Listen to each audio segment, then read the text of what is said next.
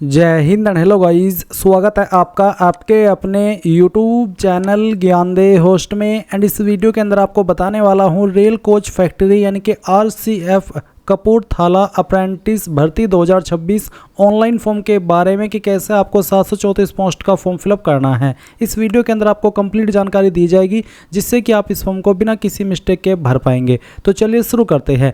Guys, अगर आपने अभी तक वीडियो को लाइक शेयर न किया हो तो कर दे और चैनल को सब्सक्राइब करके बेल आइकन ऑन कर ले। इसके बाद जो लिंक मैंने वीडियो को डिस्क्रिप्शन में दिया है आप ओपन करेंगे, जानने को मिलेगा 734 पोस्ट पर ही वैकेंसी निकाली गई है। एज लिमिट 15 से 24 साल के बीच रखी गई है जनरल कैटेगरी के लिए, क्योंकि गवर्नमेंट रूल्स के अकॉर्डिंग अलग से SC/ST कैंडिडेट को 5 साल की छूट अपर एज लिमिट में और OBC को 3 साल की छूट दी जाएगी। फिर फीस की अगर बात करें तो इसमें जनरल OBC WS के लिए 100 है और SC/ST ex serviceman and all category female इनके लिए कोई फीस नहीं है। और फॉर्म आप लोग 7 अगस्त से लेकर के 5 सितंबर 2026 तक भर पाएंगे। कौन से ट्रेड में कितनी वैकेंसी हो आप देख सकते हो। और अप्लाई करने के लिए 10वीं साथ ही ITI की योग्यता मांगी है। और सिलेक्शन आपका कैसे होगा उसके बारे में बेसिकली जानकारी दी गई है। तो सिलेक्शन आपका मेरिट के द्वारा किया जाएगा, कोई एग्जाम कोई इंटरव्यू नहीं होगा। अब आप यहां पर ऑफिशियल नोटिफिकेशन PDF के ऊपर क्लिक करके इस PDF से भी पूरी जानकारी चेक कर सकते हैं। आपको यहां पर बोला है कि the eligible candidate can register their application on the prescribed proforma on the authorized website of rail coach factory Kapurthala by 5 सितंबर 2026 अप टू यानी कि 12 बजे तक। और साथ ही 5 सितंबर 2026 after this link will be inactive, यानी कि 5 सितंबर के बाद में आपका लिंक डीएक्टिवेट कर जाएगा और 5 सितंबर के बाद कोई कैंडिडेट नया फॉर्म नहीं भर पाएगा।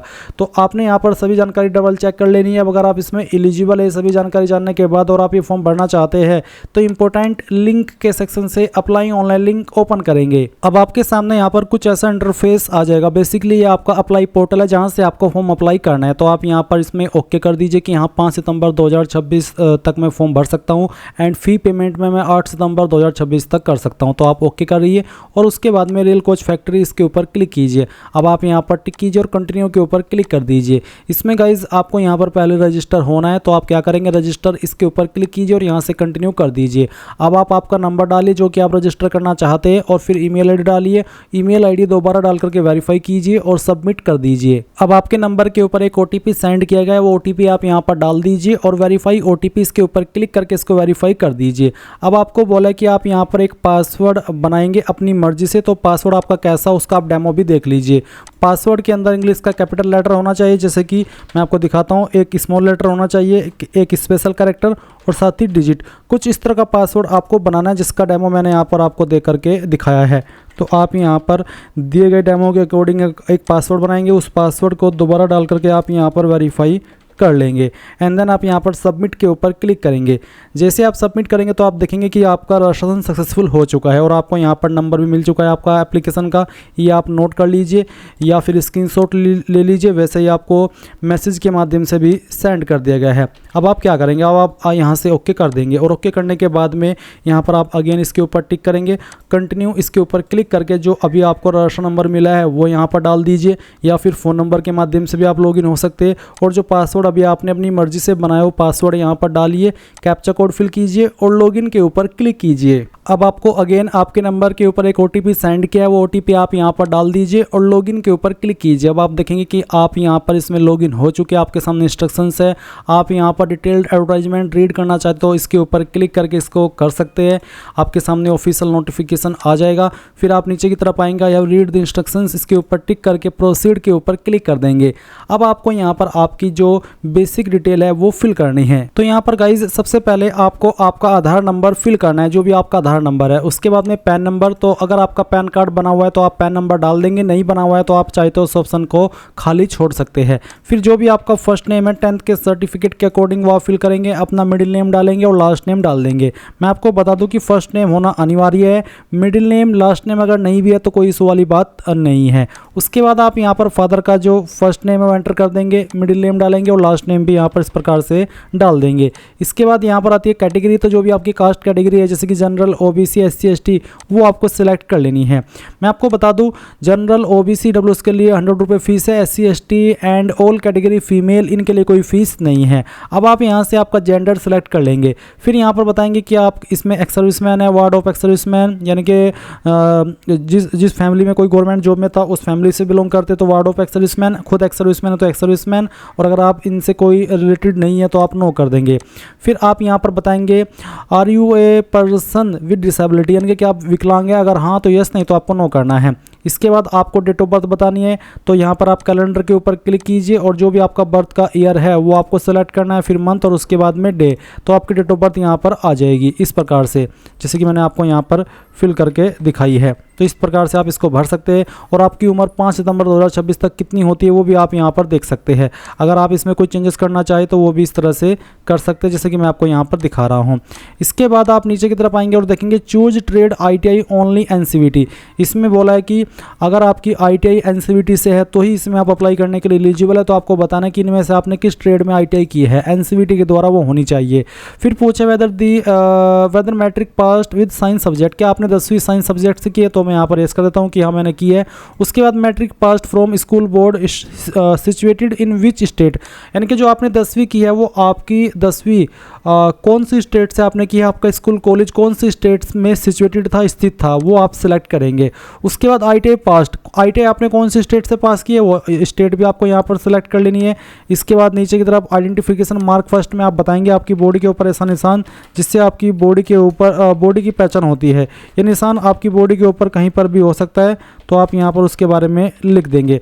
अब आता है दूसरा निशान, अगर आपका कुछ और भी ऐसा बर्थ मार्क है, इंजरी है, तो वो भी आप यहाँ पर इस तरह से लिख सकते हैं, जैसे कि मैं आपको लिख करके दिखा रहा हूँ।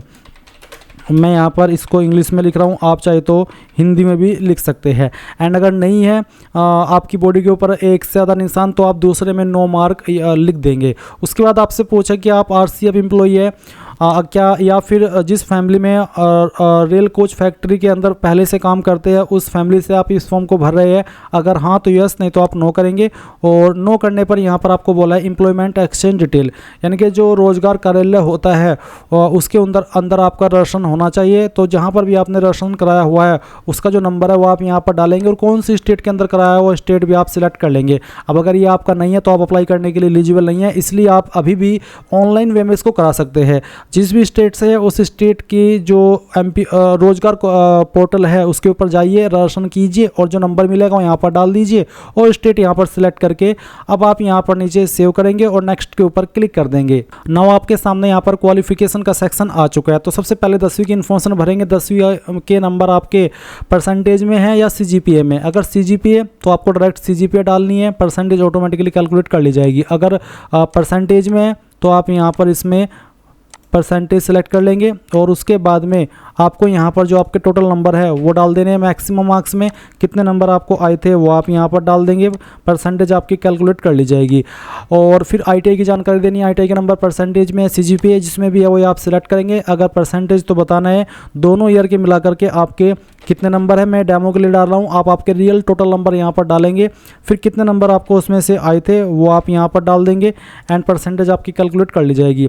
अब add highest qualification if any, अगर आपकी कोई हाईएस्ट क्वालिफिकेशन है वो भी आप दे सकते हैं, बट इसका जो प्रभाव है वो आपकी फाइनल मेरिट लिस्ट बनाने पर नहीं पड़ेगा क्योंकि ये सिर्फ आपसे वैसे ही मांगी जा रही है तो दे दीजिए, जैसे कि ग्रेजुएट डिप्लोमा, नहीं तो आप सिंपली सेव करेंगे इस इन्फॉर्मेशन को और यहाँ से नेक्स्ट कर देंगे।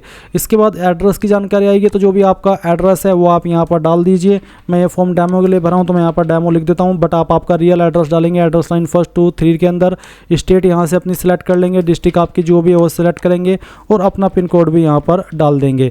अब आप यहाँ पर सेव के ऊपर क्लिक करके इसको नेक्स्ट कर देंगे।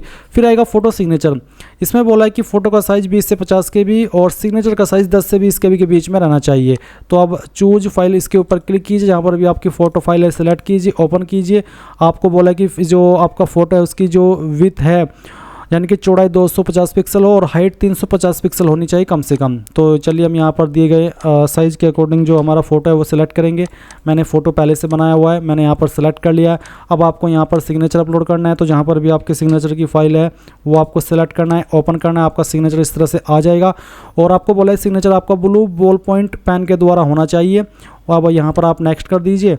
और गाइज़ यहाँ पर आपको इसमें बोला है preview please upload photo and sign for final submission. तो हमने यहाँ पर जो फोटो साइन अपलोड किया है ये हमने सेव नहीं किया, इसलिए यहाँ पर मेरे सामने ये एरर आया। तो अगेन मैं यहाँ पर फ़ोटो को सिलेक्ट करूँगा, ओपन करूँगा, फिर यहाँ पर जो सिग्नेचर है इसकी फ़ाइल को भी मैं अगेन यहाँ पर सिलेक्ट करूँगा, उसके बाद ओपन करूँगा और सेव कर देता हूँ। अब मैंने सेव करते हैं, ये सेव हो चुके हैं। अब मैं यहाँ पर नेक्स्ट के ऊपर क्लिक करता हूँ, मेरे सामने फॉर्म का प्रीव्यू आ चुका है। जो भी जानकारी शुरू से लेकर मैंने भरी है या फिर आपने भरी है वो आपके सामने इस तरह से आएगी। अब आप यहाँ पर इसमें अगर कोई चेंजेस करना चाहते हैं तो बैक के ऊपर क्लिक करके कर लीजिए, नहीं तो सबमिट के ऊपर क्लिक करेंगे। इसके बाद गाइज आप यहाँ पर आपके फॉर्म का स्टेप 5 में प्रिंट ले सकते हैं, उसको पीडीएफ के रूप में सेव कर सकते हैं। और आपको बोला है कि application is provisional subjected to confirm of fee payment as applicable, candidate is advise to re log in after 2 working days from this date of submission of fee payment and take print out of e receipt as a proof of submission of same. यानी कि फ़ी payment करने के बाद में आप 2 दिन बाद फिर से लॉगिन करेंगे और अपने पेमेंट का प्रूफ भी ले लेंगे। अभी यहाँ पर जो कैंडिडेट इस फॉर्म को जनरल ओबीसी से भर रहे हैं उनको फ़ी पेमेंट करना है, तो आप क्या करेंगे, आपको बोला है कि इसमें फ़ी पेमेंट करने के लिए अभी यहाँ पर जो लिंक है वो एक्टिवेट नहीं किया गया है। जैसे ही लिंक एक्टिवेट होगा आप क्या करेंगे, अगेन जैसे कि मैंने बताया कि 2 दिन के बाद लॉगिन करेंगे और लॉगिन करने के बाद आपको यहाँ पर इसमें पेमेंट करने का विकल्प मिलेगा। आपको बोला है कि for initiating payment click on the pay fee button, you will be redirect to SBI collect payment portal. और फिर आपको इसमें सिलेक्ट करना होगा अप्रेंटिस रिक्रूटमेंट पेमेंट कैटेगरी में, और उसके बाद अपना रजिस्टर नंबर जो आपको मिला है मैसेज और ईमेल के माध्यम से वो डालना होगा। आपका नाम, father name, DOB mobile number, ये सभी डिटेल्स आपको देनी होगी और उसके बाद आपको फ़ी पेमेंट करना है। अभी जैसा कि मैंने कहा कि यहाँ पर पेमेंट का लिंक एक्टिवेट नहीं हुआ है, तो अगर आपको पेमेंट करने में कोई इशू आए आप मुझे कमेंट के माध्यम से बताना, फिर मैं इसके बारे में जो नेक्स्ट वीडियो बनाऊँगा उसमें पेमेंट का माध्यम या पेमेंट का जो प्रोसेस है वो भी ऐड कर दूँगा। बट SC/ST के लिए तो कोई फीस वैसे भी है नहीं, ये कैंडिडेट फ्री में अप्लाई कर पाएंगे। इनका जो फॉर्म है वो मान लीजिए सबमिट हो चुका है। तो यहाँ पर आपको इसमें फ़ी पेमेंट करना है जब आपका लिंक एक्टिवेट हो जाए। और बस इस तरह से आप लोग RCF Kapurthala apprentice online form 2026 भर पाएंगे। आई होप ये प्रोसेस आपको पसंद आया होगा। So thanks for watching. जय हिंद।